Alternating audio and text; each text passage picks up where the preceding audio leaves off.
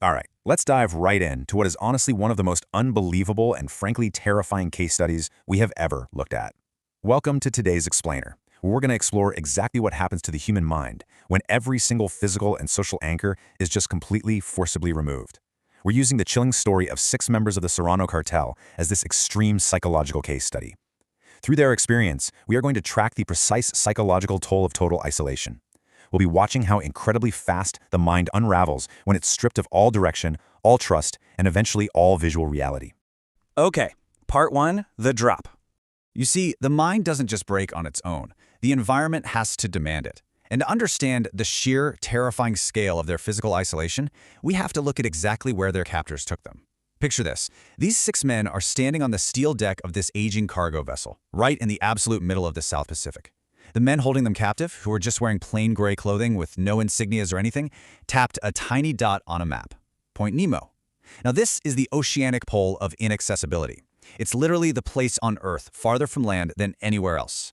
To give you an idea of just how ridiculously isolated this is, the captors dropped these men in a place where, at times, astronauts floating aboard the International Space Station are actually closer to them than any other human being on the planet. 2,600, we're talking kilometers here, and that is the distance to the nearest islands in absolutely every single direction. When that ship's engines finally fell silent, the sea became eerily still. I mean, in this spot, there are no shipping lanes, there's 0 aircraft flying overhead, there's no radio chatter, there is just wind, and there is water. It's a total, complete void. And so, that brings us to the actual moment of the drop. The gray-clothed captors handed the captives nothing but a life jacket and a single sealed bottle of fresh water each. That's it. One cartel lieutenant actually laughed, asking what was out there, to which the captor simply replied, "Nothing." They were told they were free to swim. One man outright refused, but he was quietly restrained, fitted with his jacket, and just lowered into the Pacific anyway. 6 orange life jackets floating beside each other as this enormous cargo vessel slowly turned around. No one even shouted.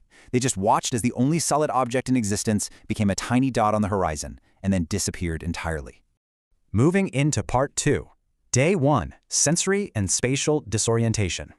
The reality of their situation settled in instantly, right?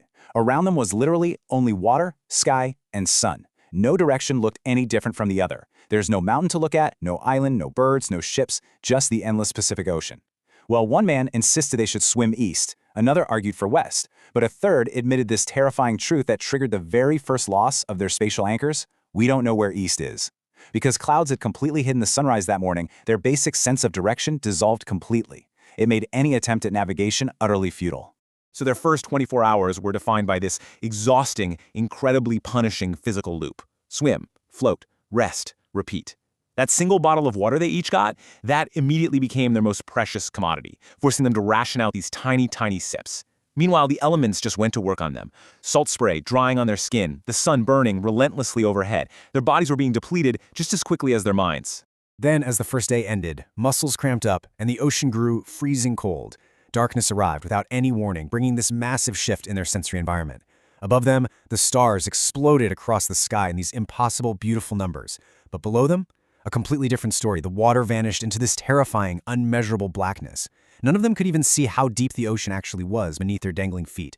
And this stark contrast, sensory overload from the infinite sky above, and then absolute sensory deprivation in the dark abyss below. It's the perfect incubator for deep, existential dread.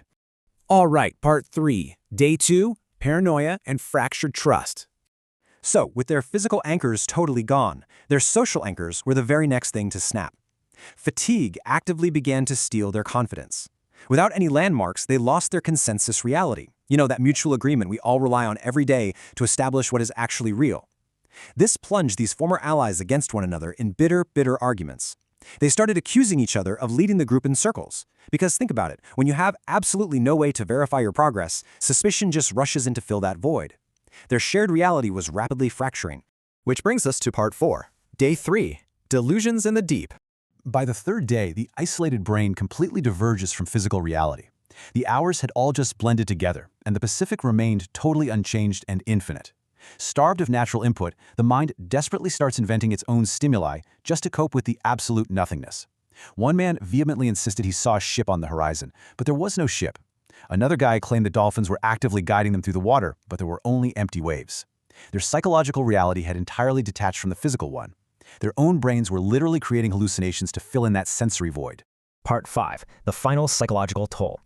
Pulling this all together, we can actually map the exact trajectory of this psychological collapse. On day 1, we see the loss of spatial awareness and direction, so the physical grounding disappears. On day 2, paranoia and arguments set in, meaning the social and emotional grounding disappears. And finally, by day 3, we see delusions and surrender. Internal reality itself fractures. It shows us exactly how quickly, in a mere 48 hours, the mind completely shatters when it's stripped of direction, trust, and any visual proof of the outside world.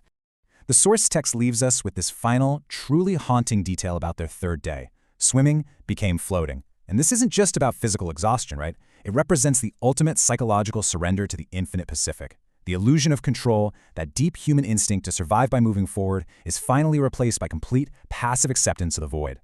So as we wrap up this explainer, looking at how rapidly these men deteriorated from functioning individuals to fractured minds lost in hallucinations, we're left with a pretty chilling realization about our own sanity.